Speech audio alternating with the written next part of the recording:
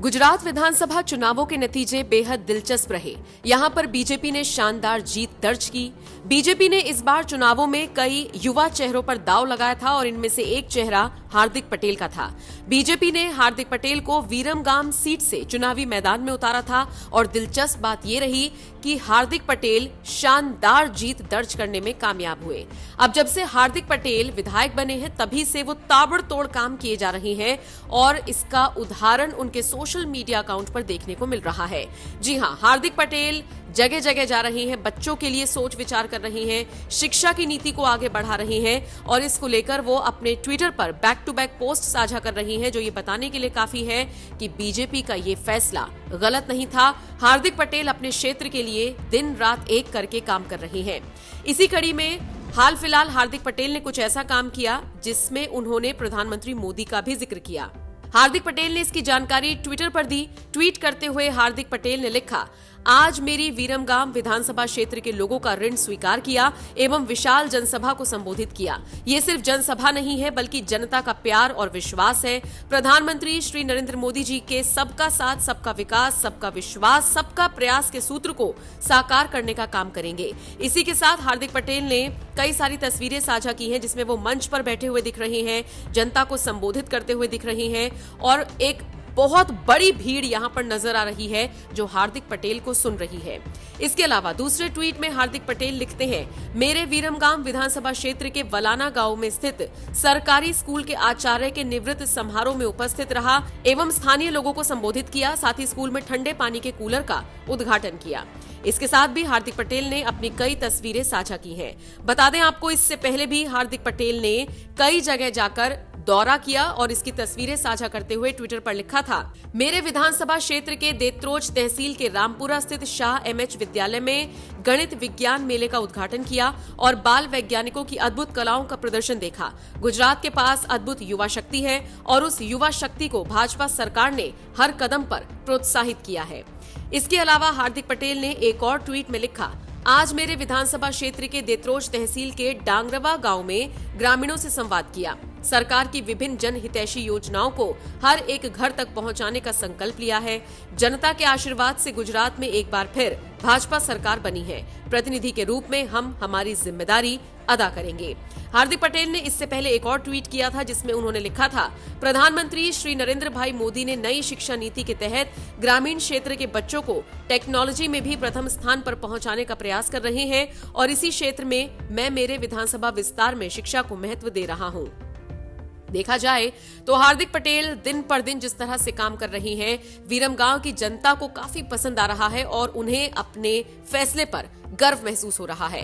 बहरहाल हार्दिक पटेल के ताबड़तोड़ एक्शन को लेकर आप क्या राय रखते हैं? प्रधानमंत्री मोदी को लेकर जिस तरह से वो शुक्रिया अदा कर रही हैं, उसको लेकर आपकी क्या राय है? कमेंट बॉक्स में अपनी राय हमें जरूर दें। फ्री से याद आया, दिल्ली और पंजाब में सरकार चला रहे हैं केजरीवाल। वो कह रहे हैं कि 3,000 हर महीने बेरोजगारों को बिजली और लाइट फ्री देंगे।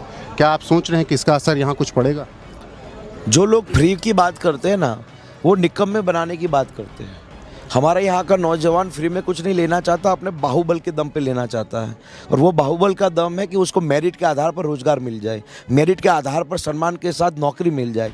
और यहाँ पर हमारी जो कंपनियाँ, मंडल में बहुत सारी नेशनल और मल्टीनेशनल कंपनियाँ आई है, या सानंद में भी बहुत सारी नेशनल और मल्टीनेशनल कंपनियाँ हैं, लेकिन कांग्रेस के विधायक ने कभी भी इन नौजवानों को वहाँ रोजगार मिले उसके लिए लड़ाई नहीं लड़ी। मैंने अपने घोषणा पत्र में लिखा है कि जब मैं इन लोगों के आशीर्वाद से जब गांधीनगर जाऊंगा तो सबसे पहला काम करूंगा कि यहाँ की कंपनियों में मेरे नौजवानों को वहाँ नौकरी मिले।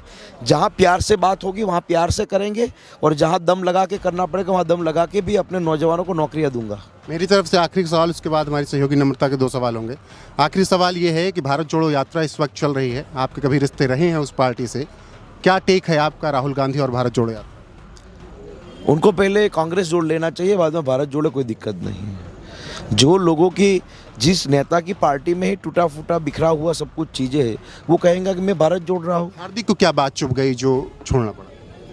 राम मंदिर पर स्टैंड नहीं क्लियर किया, धारा 370 हटाई गई कश्मीर से, हमारे पंडितों को वहाँ सुरक्षा मिली, तो कांग्रेस को अपना स्टैंड क्लियर करना चाहिए था, क्यों नहीं किया? और जब अभी राहुल गांधी भारत जोड़ो यात्रा कर रहे हैं, उसमें मेगा पाटकर को लेकर क्यों घूम रहे हैं? यही मेगा पाटकर ने हमारे गुजरात में नर्मदा कैनल का पानी गाँव तक न पहुँचे इसलिए विरोध किया था। सहयोगी नम्रता के 2 सवाल हैं उसके। हार्दिक, मेरा एक ऐसा सवाल है, अगर आपको बुरा ना लगे तो मैं पूछूं। सवाल ये है, बहुत अच्छी बात है फिर तो। सवाल ये है कि कुछ लोग आपसे यहाँ पर भी नाराज़ हैं, क्योंकि हम पूरे गांव में सुबह से घूम रहे हैं, बहुत सारे लोगों ने आपका समर्थन किया। लोगों का ये कहना है कि पहले कांग्रेसी थे, अब बीजेपी में आ गए हैं, और वो लोग आपसे नाराज़ दिखे। उन लोगों को क्या कहेंगे? देखिए, मेरा काम क्या है, लोगों की सेवा करना। और जहाँ पर मैं था उन लोगों ने लोगों की सेवा करने से मना कर दिया, तो मैंने जहाँ लोगों की सेवा करना चाहा वहाँ पर मुझे मौका मिला। निश्चित रूप से मैं ये मानता हूँ, बहुत बड़ा तहसील है, अगर 1-2 लोग मेरा विरोध करेंगे तो मैं उनको कुछ नहीं कह सकता, विरोध करने का सबको अधिकार है। और महात्मा गांधी और सरदार वल्लभ भाई पटेल और भगत सिंह जब इस देश की आज़ादी के लिए लड़ रहे थे तब भी लोग उनका विरोध करते थे, तो क्या विरोध के डर से वो घर बैठ गए थे? अगर घर बैठ गए होते तो हम आज़ाद नहीं हुए होते।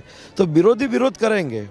और गजब की बात है हमारी संस्कृति में कि हमारे घर में जब शादी होती है तो बुआ सबसे पहले विरोध करती है, लेकिन फिर भी शादी तो करते हैं ना बुआ को मना के। तो जो विरोधी हो गए उनको मना कर भी ये जो मिशन के साथ निकले, ये महाभारत है। इस महाभारत में विरमगाम का विकास सबसे बड़ा लक्ष्यांक है, और इस महाभारत में अगर मैं अर्जुन हूँ तो इन सबको कृष्ण बनना पड़ेगा।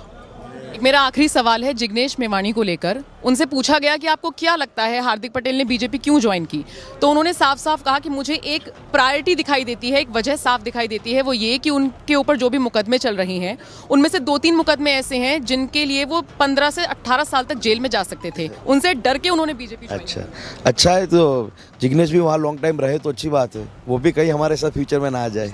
नहीं, उन्होंने साफ बोला है कि कोई भी आ जाए, जिग्नेश मेवाणी कभी बीजेपी नहीं जाए। नहीं तो क्या, तो उनको टुकड़े टुकड़े गैंग में रहना है? जो लोग देश को तोड़ने के काम करते हैं उनका समर्थन करना है। फ्यूचर में तो उनको अपना स्टैंड क्लियर करना पड़ेगा।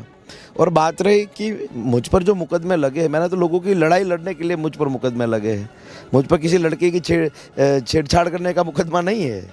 मुझ पर मुकदमे लगे हैं कि मैंने लोगों की लड़ाई के लिए बिना परमिशन भी रैली की है, उसके मुकदमे हैं। तो मैं तो अभी भी बोल रहा हूँ कि मेरे नौजवानों को अगर यहाँ की कंपनियाँ नौकरी नहीं देगी तो लड़के भी लाऊंगा नौकरियाँ, तब भी केस होंगे, मुझे कोई दिक्कत नहीं है। चलिए, बहुत बहुत शुक्रिया हमसे बात करने के लिए और बहुत शुभकामनाएं आपको।